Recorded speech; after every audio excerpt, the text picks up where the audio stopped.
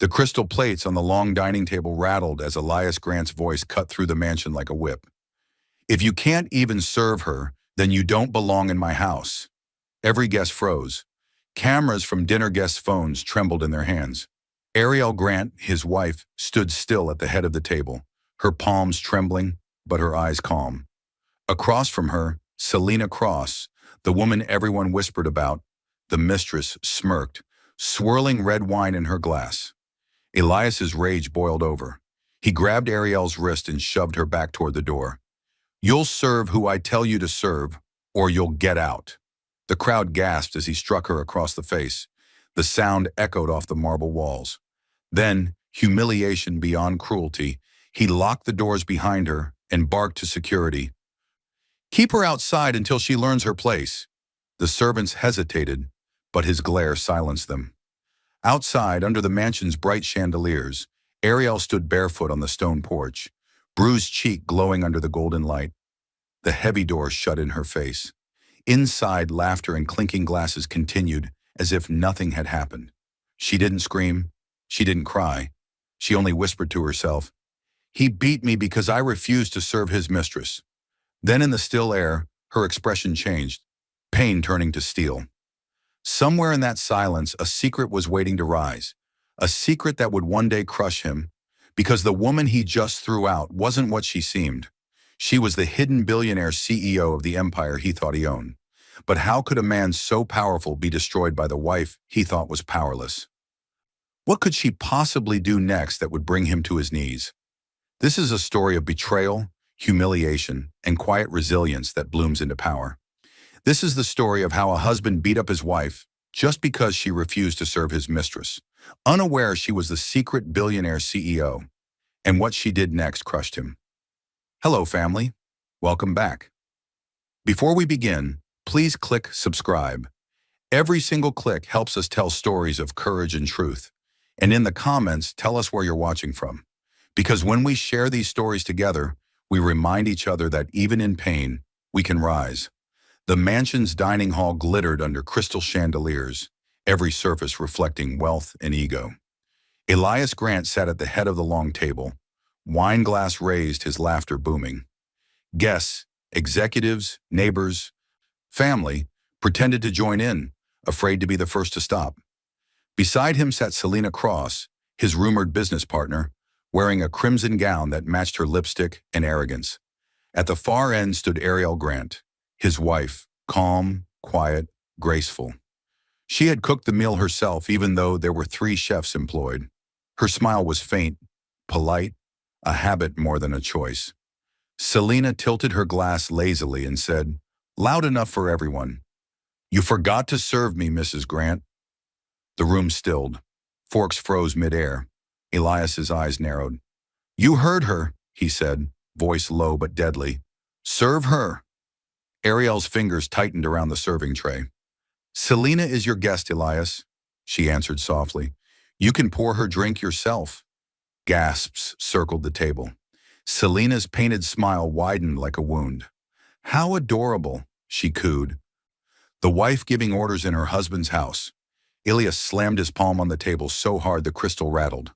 "My house, my rules." He stood towering over Ariel, eyes glowing with fury and drink. The air grew so still that even the candles flickered. "You think you're too proud to serve her?" he hissed. "Then you can eat outside with the dogs." He shoved the tray from her hands. Plates shattered, sauce spilled across her dress. Laughter broke the silence. Nervous, eager laughter from people desperate to stay on his side. Marshall Grant, his father, chuckled under his breath. Cole Maddox whispered, "She had it coming." Ariel didn't move. Only her jaw tightened.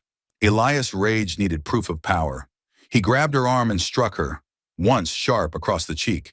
The sound cracked like thunder. Selena gasped theatrically, hand to her chest as if shocked, though her eyes gleamed with triumph. The servants froze at the doorway. Elias barked, "Get her out of my sight and lock the doors." 2 guards hesitated. She looked at them and whispered, "It's fine." They lowered their eyes as they led her toward the mansion's heavy oak doors. The guests watched, some pretending to sip wine, others whispering, phones already raised behind napkins. The scandal would be online before dessert. At the door, Elias shouted after her, "You'll learn your place when you spend a night outside. Maybe then you'll remember who feeds you." The lock clicked, a sound that echoed down the marble hall. Outside, the night was cruelly bright. The mansion's windows glowed gold. Inside, laughter returned like nothing had happened. Ariel stood barefoot on the cold stone porch, her cheeks swelling, her heart steady. Through the tall windows, she saw Selena slide into her chair, swirling wine where she once sat. The red liquid shimmered like blood under the light. For a long moment, Ariel didn't move. Then she whispered, barely audible, "He beat me because I refused to serve his mistress." Her voice was calm, factual, no tears, no tremor. The security lights hummed above her, turning her shadow long against the walls. She turned toward the driveway. Her reflection glimmered faintly in the glass, one eye bruised, the other burning. The calmness in her gaze felt unnatural, dangerous. From inside came laughter again, but fainter now, like ghosts already fading. A single car passed the gate, headlights brushing across her face. For the first time that night, her lips curved, not in pain, but in promise. "Be careful what you call obedience," she murmured. The door behind her stayed locked, but somewhere deep inside that mansion, another lock had just opened, the one she'd placed years ago on her father's secrets. She turned her gaze toward the east wing, the study Elias never entered, the one that held her father's sealed briefcase. The light from that window flickered once and died. The humiliation was done. The silence had begun to plan. The bathroom light flickered as Ariel Grant stepped inside, her reflection fractured in the tall mirror.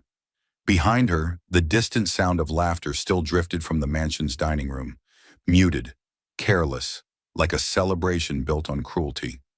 She closed the door gently. The click echoed like judgment. Her reflection looked back at her, swollen cheek, smeared lipstick, a wine stain spreading like blood across her ivory dress. She stared at the woman she had become, silent, obedient, erased. Her fingers brushed the cracked edge of the sink. Her breath came slow, trembling. Then with the same quiet precision that once made her the calm center of every storm, she reached for a towel and began to wipe her face. Halfway through, she stopped. The bruise beneath her eye pulsed, a bruise born not just from his hand, but from years of dismissal. Flashback. A younger Ariel stood behind Elias at their first investor dinner, pouring coffee while he charmed guests with her ideas. "She's just helping," he'd said then, laughing when she corrected his numbers. "My wife's not built for boardrooms." The memory cut deeper than the bruise.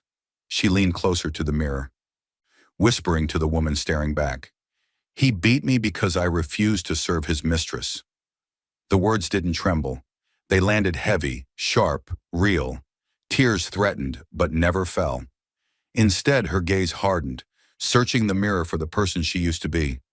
Dr. Samuel Rhodes's daughter, the girl who once dismantled a computer at age 10 just to rebuild it better. Her father's voice returned in the silence. "When they think you're powerless, you're most dangerous." Ariel inhaled. The rhythm of her breathing steadied. Her heartbeat slowed.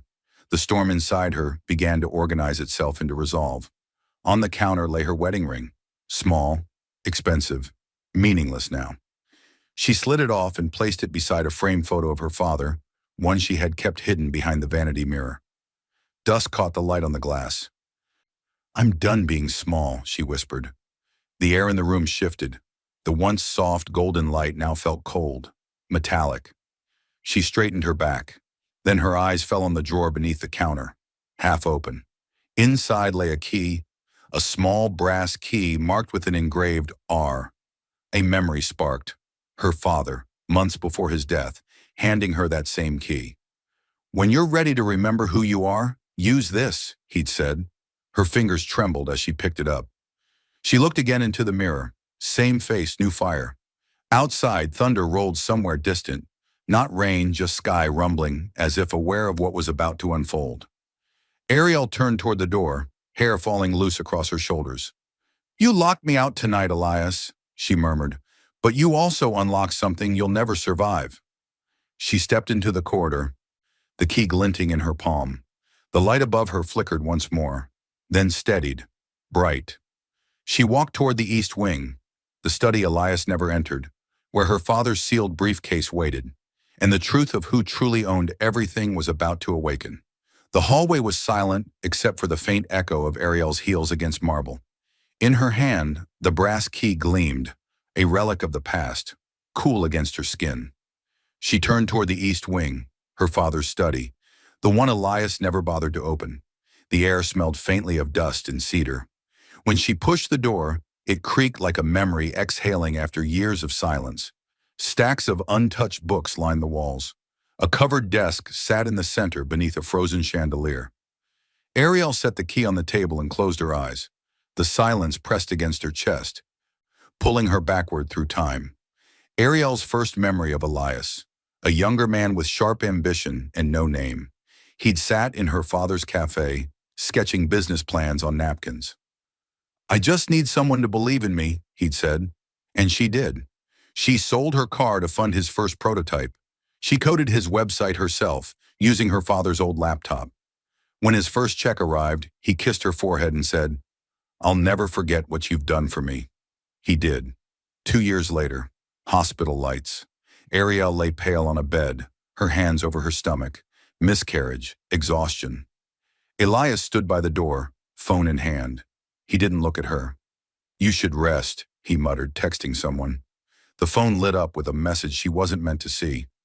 "Can't wait to see you tonight, Selena." Her chest had gone cold. That was the first time she realized she had lost more than a child.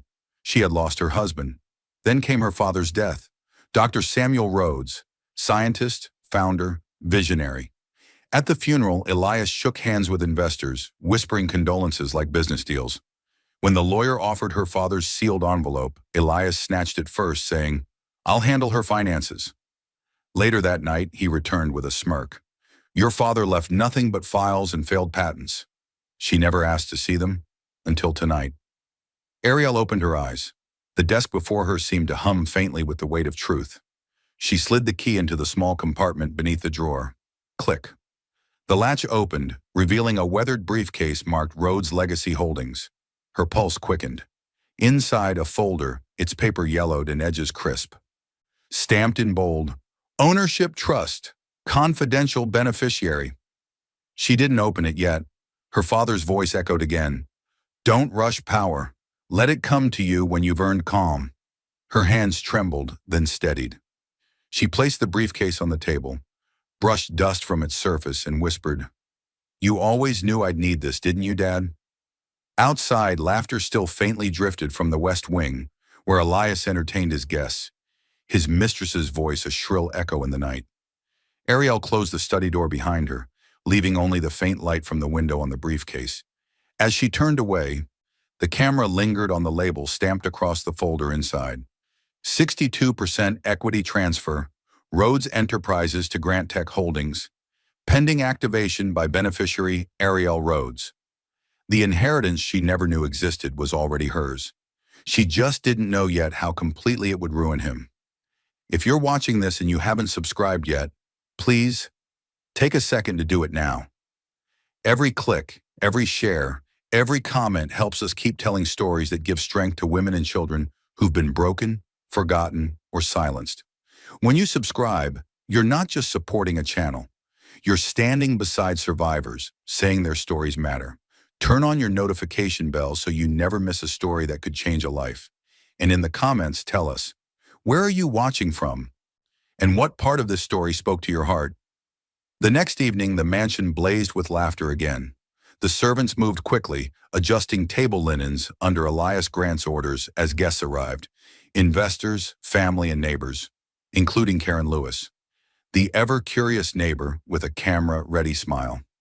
Selena Cross stood near the grand piano, dripping in red silk and diamonds that sparkled under chandelier light.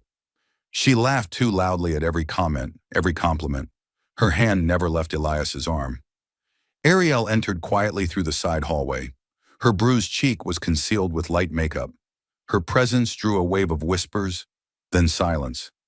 "Oh, she came," Selena murmured, just loud enough for others to hear. "How brave." Elias's voice cut through the low hum of conversation. You're late. Ariel's tone remained calm. You didn't invite me. Laughter rippled again, though quieter now. Nervous. Curious. Elias smirked, swirling his drink. Everyone's invited when I'm celebrating success. Grant Tech will merge with Titan Ventures next month. We'll be unstoppable. His father, Marshall Grant, raised a toast. To my son, the genius who built an empire from nothing. Cameras flashed. The crowd clapped. Only Karen Lewis hesitated, her gaze drifting toward Ariel, noting the faint mark beneath her makeup. Ilias caught the look. His pride bristled. Ariel, why don't you tell them what you do now that you've retired from being useful? The room went still. Selena laughed softly, hand over mouth. Elias, don't be cruel. It's just a joke, he replied, smirking. But Ariel didn't flinch. Her expression didn't change. She looked at him, really looked at him, for the first time in months. Funny, she said softly. I was thinking the same thing about you. The guests exchanged glances, unsure whether to laugh. Elias's smile faltered, just for a second. He raised his glass to regain control. Always dramatic, he said. That's what makes her unforgettable. Selena leaned forward, whispering something in his ear. He nodded, lips curling in amusement. You know, Ariel, he said, Selena's joining me at the new headquarters. She understands how business works. Ariel's voice was steady. Then I hope she also understands how consequences work. Selena blinked, the faintest crack in her poise. Karen Lewis leaned toward her husband, whispering, Something's off. Look at her eyes. That's not a woman breaking. It's a woman planning. Elias caught the movement, his ego flickering with irritation. What's that supposed to mean? Karen smiled innocently. Oh, nothing. Just admiration. For your wife's composure. The tension thickened. Selena shifted uncomfortably. Elias forced a laugh that sounded hollow. The power in the room, subtle, invisible, had begun to change direction. Ariel placed her wineglass down carefully. Enjoy your merger, Elias. You might find surprises in the paperwork. Elias frowned, confused by her calm. She smiled faintly, polite, detached, and walked out before anyone could respond. Her steps echoed down the marble hall. Behind her, the laughter returned, but this time thinner, uncertain. As Ariel reached the doorway, Karen Lewis's voice drifted after her, soft and prophetic. Some storms don't make noise before they break. And somewhere deep inside the mansion, Elias laughed again, unaware that the woman he mocked had already set his empire's countdown clock in motion. The mansion was silent after midnight. The laughter, the gossip, the champagne, all gone, leaving only echoes. The red dress Selena had worn still hung over a chair in the dining room like a trophy. In the east wing, Ariel Grant stood in her father's old study, the brass key trembling in her fingers. Her reflection glowed faintly in the glass cabinet doors. Her makeup was gone now, the faint bruise beneath her eye visible again. A bruise that no longer looked like shame, but proof of survival. She whispered, You left me something, didn't you, Dad? The key fit perfectly into the drawer lock she'd found the night before. Click. The mechanism released with a sigh. And inside lay a weathered briefcase stamped with Rhodes Legacy Holdings. Her heartbeat quickened. She placed it on the desk, unbuckled the worn straps, and opened it slowly. The scent of aged paper and cedar filled the room. Files, contracts, seals. The top document caught her breath. Trust Agreement, Rhodes Enterprises Holdings, Beneficiary, Ariel Rhodes Grant. Her eyes darted across the page, tracing each word. Then the line that changed everything. 62% controlling interest in Grant Tech Holdings, transferred under silent clause, effective upon the passing of Dr. Samuel Rhodes. Her trembling stopped. Her father hadn't just left her memories. He had left her ownership. Flashback. She saw him in his workshop years ago, covered in sawdust and warmth. Ari, he'd said, smiling, never let anyone tell you value comes from noise. Real power hides in silence. Her throat tightened. Tears welled, but not from pain this time, from recognition. Elias had built his empire using her father's legacy, her trust, her inheritance. Every brick, every car, every diamond Selena wore was funded by her name. The one she had buried out of love. Her hands clenched. The paper crinkled. She whispered to herself, "He thought I was nothing. He built his empire with me." Ariel's eyes flicked to the window, the same window through which the guests had laughed at her humiliation. Outside, the garden lights flickered in the breeze. Her voice steadied. "If silence was his weapon, truth will be mine." She gathered the documents neatly, her every motion deliberate. A folder marked financial transfers contained Elias's forged signatures. His greed laid bare. Each piece of evidence was a blade, not to wound, but to cut lies clean. She pressed the files flat, then closed the briefcase. Her expression softened as she whispered, "You were always protecting me, weren't you, Dad?" The faint hum of air conditioning sounded like approval. Quiet, continuous. "Sure." She turned off the light, leaving a single desk lamp glowing on the briefcase. Its reflection shimmered across her face, half shadow, half fire. As she stepped into the hallway, her phone buzzed. A message flashed across the screen. "Audit request, Grant Tech Holdings. Suspicious asset activity detected." Ariel stared at it, calm spreading through her chest like dawn. The storm had just received its first wind, and this time, she was the one controlling where it would strike. The following morning, Ariel Grant stood in her father's study, sunlight spilling through the tall arch windows. The briefcase lay open beside her, papers neatly stacked, their edges sharp like silent weapons. Last night had changed everything. For the first time in years, the silence in the mansion didn't suffocate her. It belonged to her. She picked up her phone, scrolling through old contacts she hadn't dialed since her father's funeral. The names felt like ghosts. Her thumb stopped on one, James Porter, her father's lawyer, the only man who ever looked Elias in the eye without fear. She pressed call. The phone rang twice. "James Porter speaking." "It's me," she said softly. "Ariel." A pause, then a voice she hadn't heard in years. Steady, respectful. "I was wondering when you'd be ready, Mr. Rhodes." That single word, Rhodes, sent a shiver through her. Within hours, James arrived. Gray suit, calm eyes, the scent of paper in order. He studied her father's documents, flipping through the seals and notarized clauses with surgical focus. When he looked up, there was quiet awe in his tone. "He left you everything, not just equity, control. You own Grant Tech, Ariel." She exhaled slowly, almost disbelieving. "He said I wasn't built for business." James's eyes softened. "Then let's teach him what he built." He wasn't alone. By evening, he brought others. Harper Lynn, forensic accountant, Ethan Shaw, cybersecurity analyst, Dahlia Cho, corporate strategist, Miles Reese, ex-corporate investigator. They entered the mansion one by one, their briefcases clicking open on the dining table. The same table where Elias had humiliated her nights before. Each face carried quiet respect. Each voice spoke precision, not pity. Harper adjusted her glasses. "He forged multiple transfer papers, all traceable. Every cent he moved leaves a fingerprint." Ethan typed swiftly. "I can access his offshore servers. Discreetly." Dahlia unrolled a blueprint of corporate structure. "If we move before the merger, we freeze everything he's stolen." Ariel listened in silence, her eyes flicking from one ally to another. Her pulse was calm, her voice low. "No chaos, no shouting. This isn't revenge. It's correction." The room fell quiet. Even the hum of their laptops seemed reverent. Miles broke the silence. "What about him? When do you tell him?" Ariel turned toward the window, where sunlight painted her reflection in gold. "When the cameras are rolling, when his arrogance is at its loudest." James smiled faintly. "Just like your father." Her lips curved. "No," she said.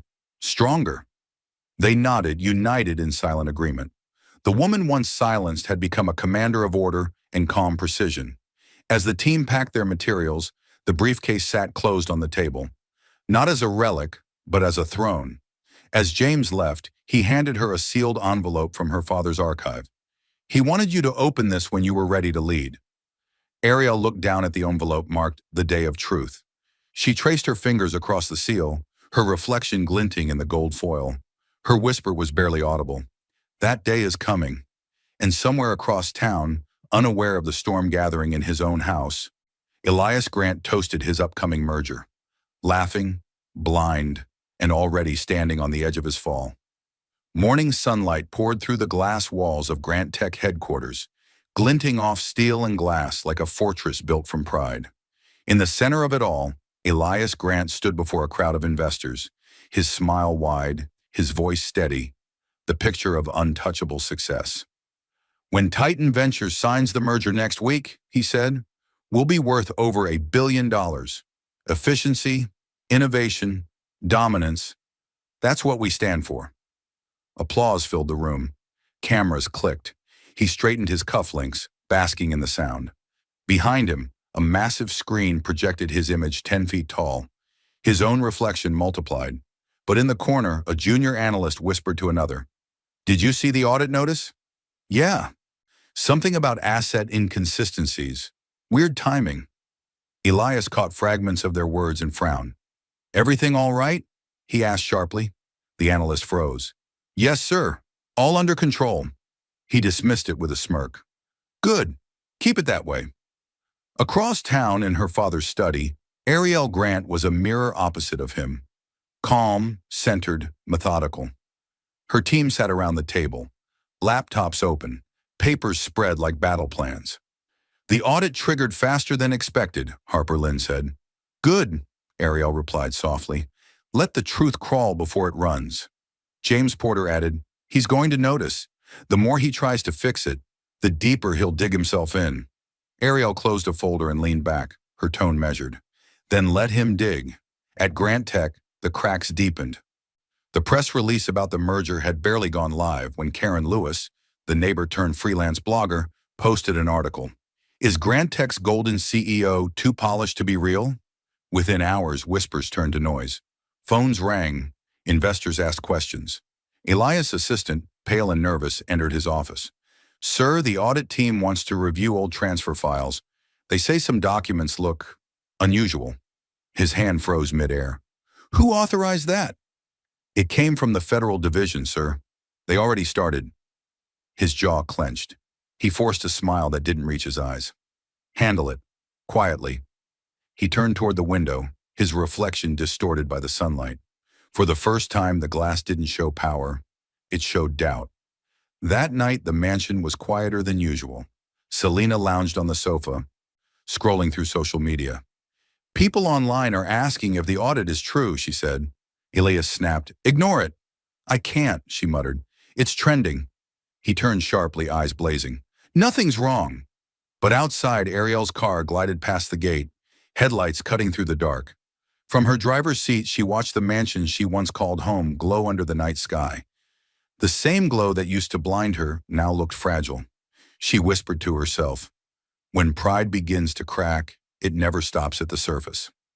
Inside Grant Tech, a system alert pinged on Elias's computer. "Unauthorized access detected. Source, Rhodes Legacy Holdings." He frowned, confused. "What the hell is that?" Cut to Ariel closing her laptop. Calm, collected, the faintest smile tracing her lips. The first domino had fallen. The empire had begun to crumble from the inside. The city was still half asleep when Ariel Grant unlocked the doors to her late father's abandoned office building. The sign above the doorway, Rhodes Enterprises, was faded, its letters weathered by neglect and time. Dust floated in golden streaks of morning light. Every creak of the floor sounded like her father's voice returning from the walls. She stood in the center of the empty lobby, her heels echoing softly, the briefcase still in hand. "We're reopening," she said quietly. Her words felt like a command to the ghosts of the past, and they obeyed. Moments later, her team began arriving. James Porter, Harper Lynn, Ethan Shaw, Dahlia Cho, and Miles Reese, each carrying laptops, files, and quiet determination. The old building transformed before their eyes. Laptops hummed, papers spread across long wooden tables, cables snaked through the dust like veins of rebirth. Harper scanned through the financial records. "The audit is widening. Once they connect the accounts to Grant Tech, he's finished." Ethan nodded, fingers flying over his keyboard. "His offshore funds are unraveling. All we need is one more confirmation, and the regulators will lock him out. Ariel said nothing. She moved toward her father's old desk. Solid oak, deeply scarred but still beautiful. She placed a photograph of him beside her computer, the same photo from her mirror that night. For a long moment she simply looked at it, her voice barely a whisper. You told me to rebuild with integrity. I'm ready now. Flashback, a memory from her childhood, her father guiding her hands as she soldered wires for a small project. Power isn't loud. Ari, it's focus. Stay steady. The scent of solder and coffee filled the memory before fading back into the present. Back in the room, Dahlia spread blueprints across the table. If we rebrand under the Rhodes Foundation, every asset tied to the stolen equity will fall under your ownership automatically. Miles adjusted his watch. We'll need protection once it goes public. The backlash will be loud. Ariel's gaze lifted to him. Let them be loud. I'll stay calm. The contrast between her serenity and their urgency commanded the space. Everyone paused watching her. She wasn't just planning anymore. She was leading. James Porter broke the silence. Your father would be proud. She smiled faintly. No, he'd say, about time. The team laughed softly, the tension thinning just enough for breath. Outside, the sky shifted from pale gold to full daylight. The city stirred awake, unaware that in this forgotten office, a storm was silently being built.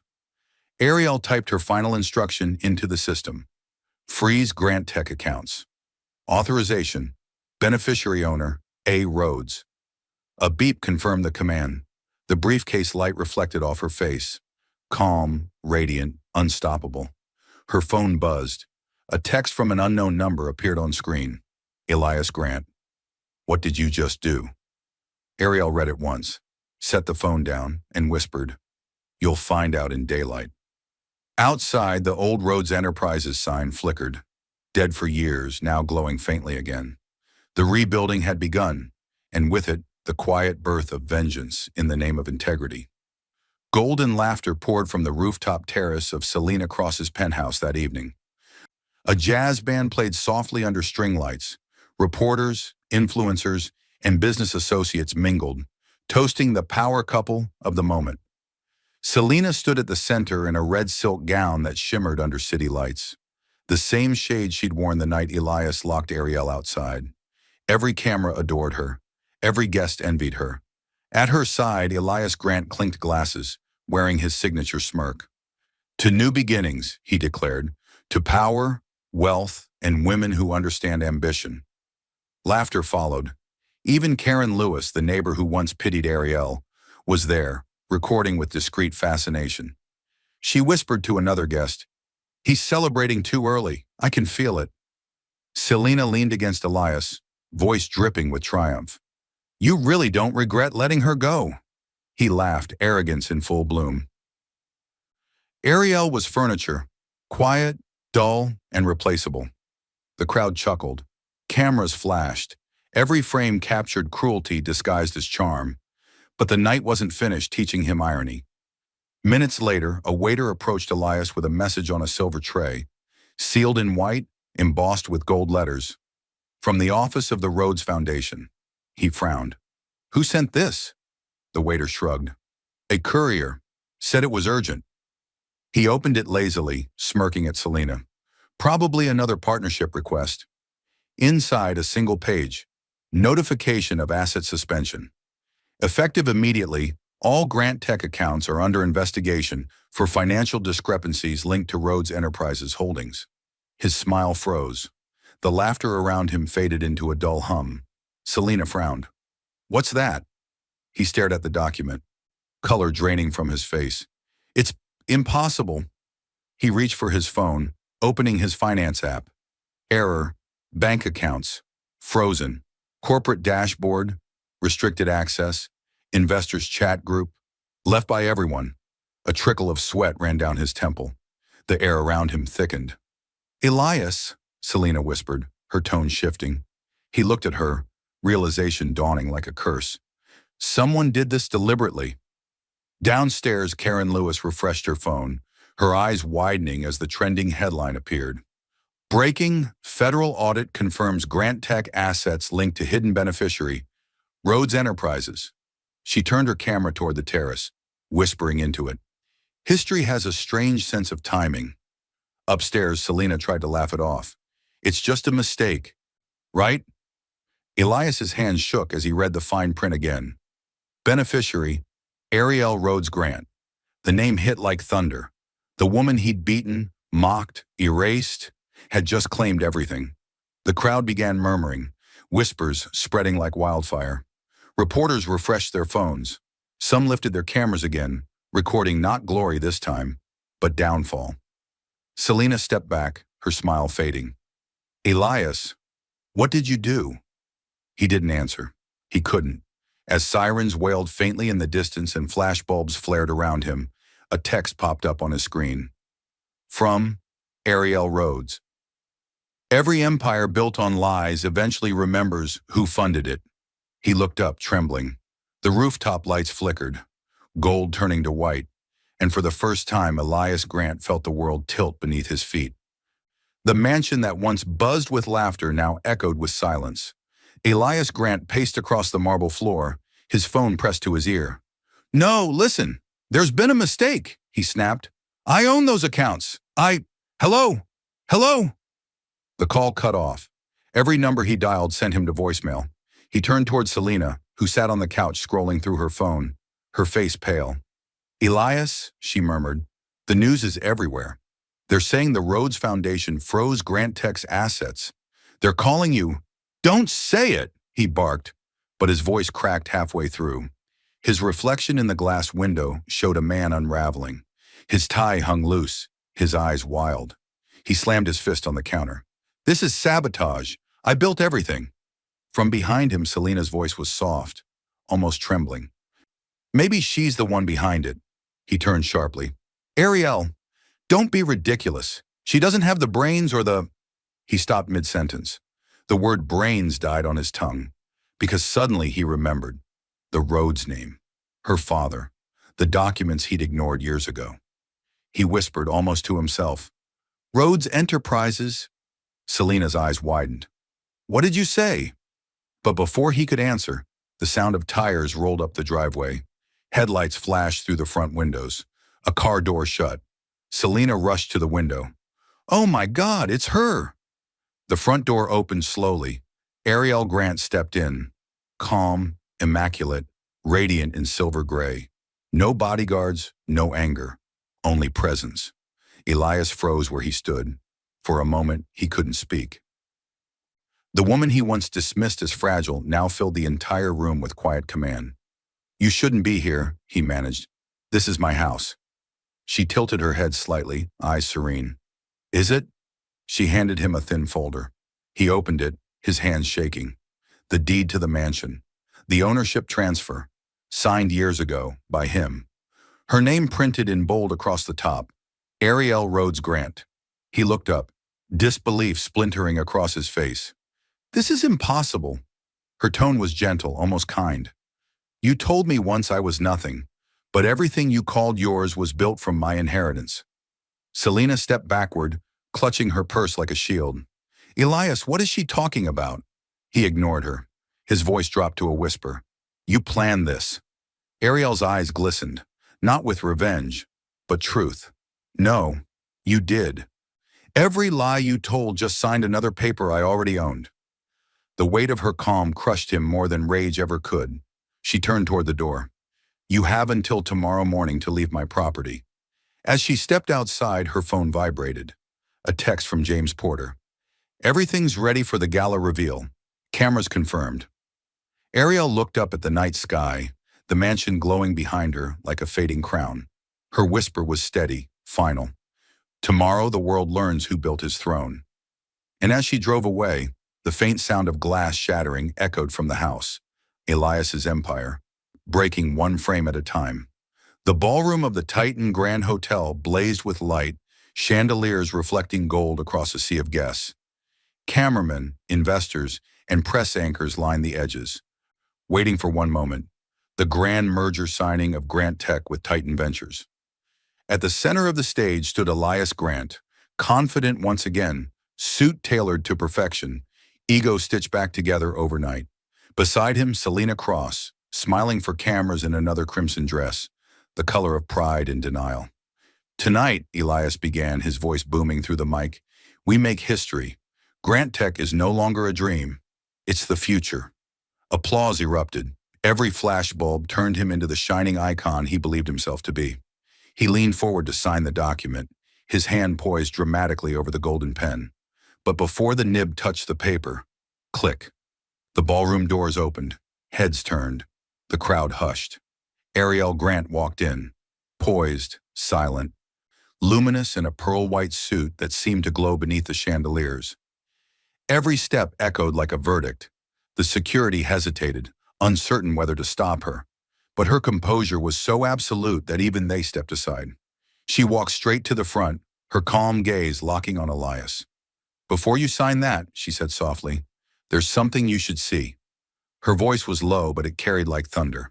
The crowd parted. Whispers rippled through the air.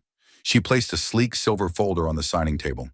It's a list of every company asset, she continued, and who they legally belong to. Elias frowned, forced a laugh. Ariel, this is neither the time nor the place. Her expression didn't waver. It's exactly the time. And this, she opened the folder, is exactly the place. Screens around the ballroom flickered to life. Documents appeared in sequence.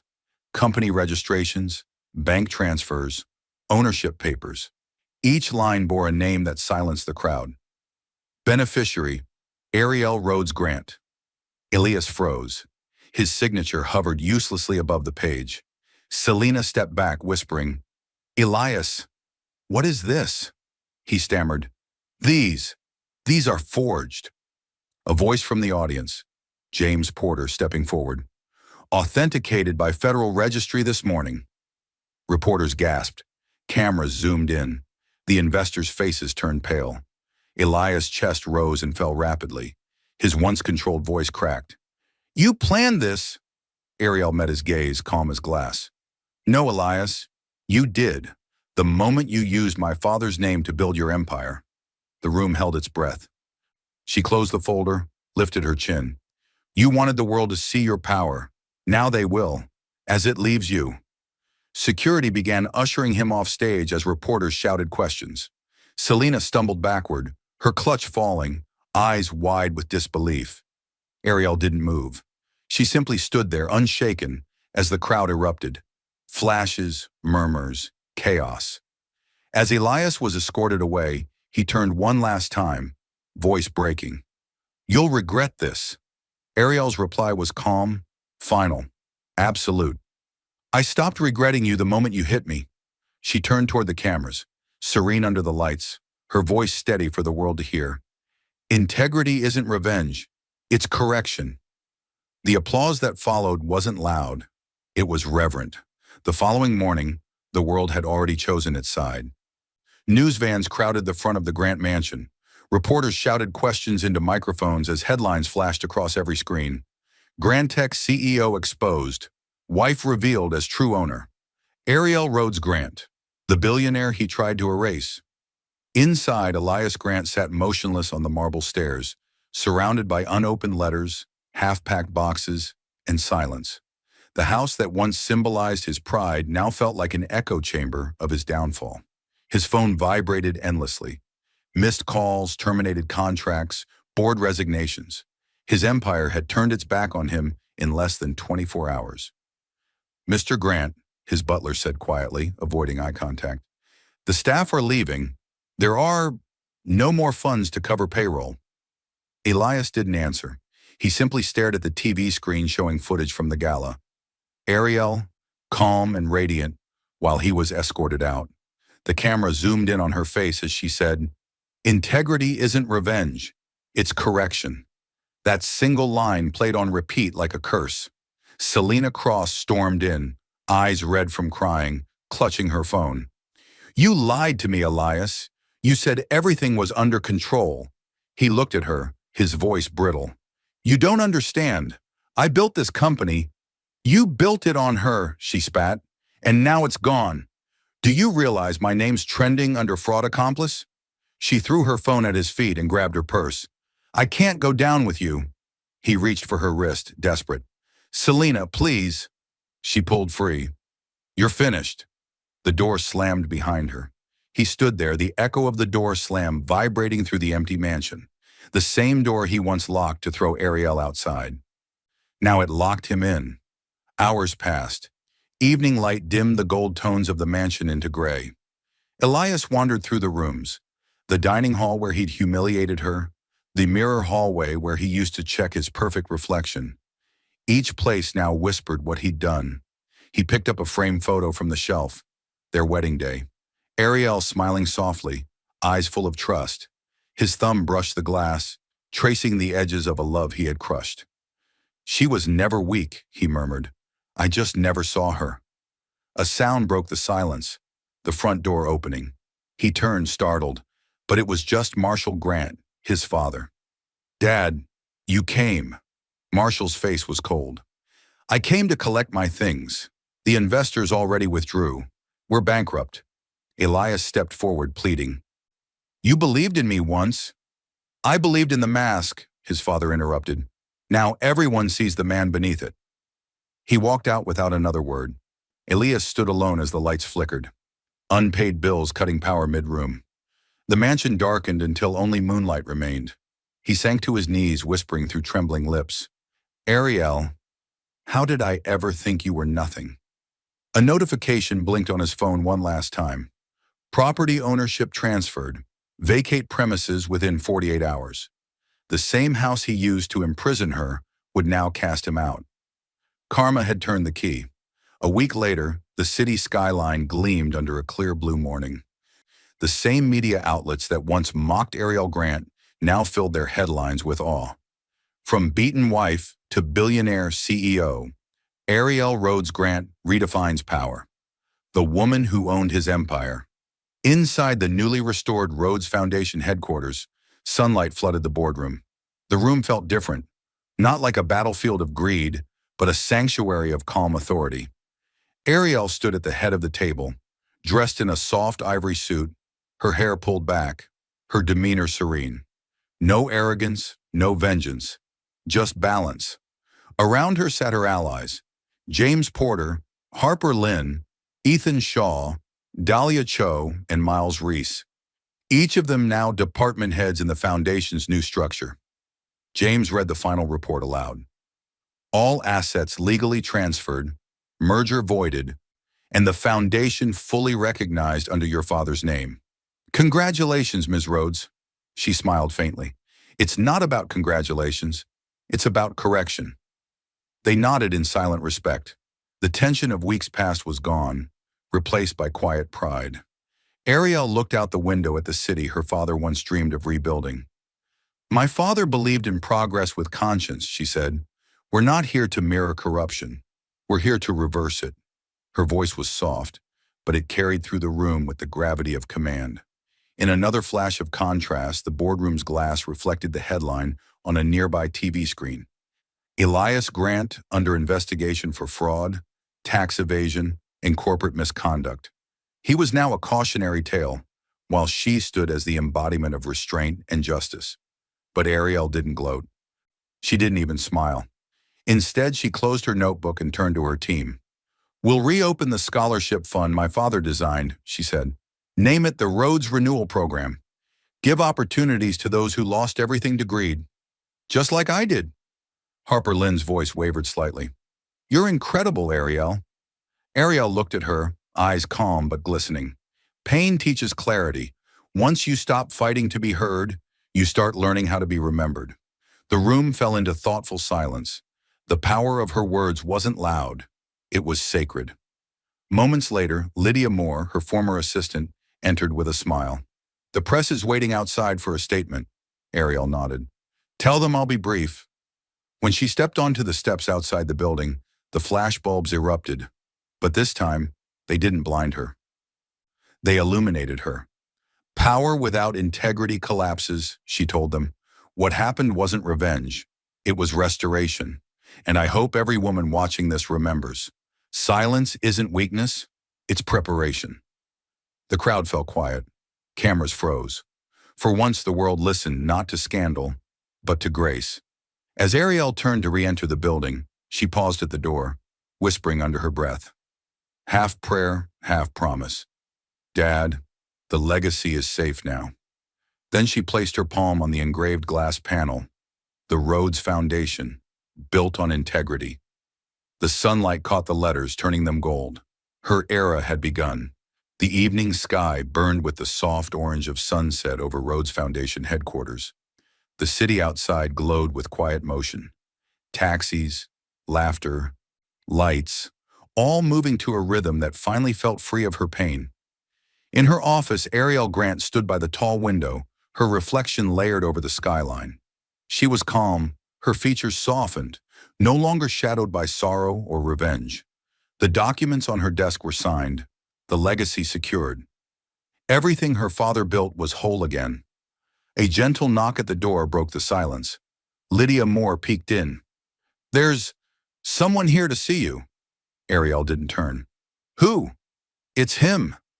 The name didn't need to be spoken. Ariel exhaled slowly, the quiet acceptance of a storm long past. Send him in. Elias Grant entered the room hesitantly. The once impeccable man now looked ghost-like. Unshaven, his suit wrinkled, his arrogance dissolved. He stood near the doorway, unable to meet her gaze. Ariel, I didn't come to argue, he said. I came to apologize. She finally turned to face him. There was no hatred in her eyes, only clarity. You don't owe me words, she said softly. You owe yourself understanding. He stepped closer, his voice trembling. I thought control was strength. I thought love was obedience. And I thought I could own you. Ariel's gaze dropped to her father's framed photo on the desk. You never owned me. You only delayed me. He swallowed hard, tears threatening. You destroyed me, Ariel. Her tone remained calm. No, you destroyed yourself. I just stopped protecting the illusion. He dropped to his knees, unable to hold himself upright anymore. Please, I have nothing left. She stepped around the desk, standing over him, the same position where he had once towered over her. You once said I'd learn my place, she whispered. I did. It's called peace. Silence filled the room, heavy but healing. Then she took a breath and said the words that ended it all. I forgive you, not because you deserve it, but because I refuse to carry your darkness any longer. Tears slipped down his face. She turned away. Leave, Elias. Don't look for me again. He nodded broken and walked out quietly. The door closed with the gentlest click. Not anger, but closure. Ariel walked to the window again. The city lights flickered below like stars on earth. She whispered to her father's photo. You were right. Power wasn't the lesson. Grace was. She placed the old wedding ring, melted into a small silver pendant, beside his watch on the table. The camera panned wide, her figure framed against the skyline, her hair catching the golden glow of the setting sun. Even broken wings, she murmured, can still fly. The wind from the open window lifted the curtains. White, light, and free. The screen faded slowly to light, not darkness. Her vengeance became restoration, her silence became strength, and her story became a legacy.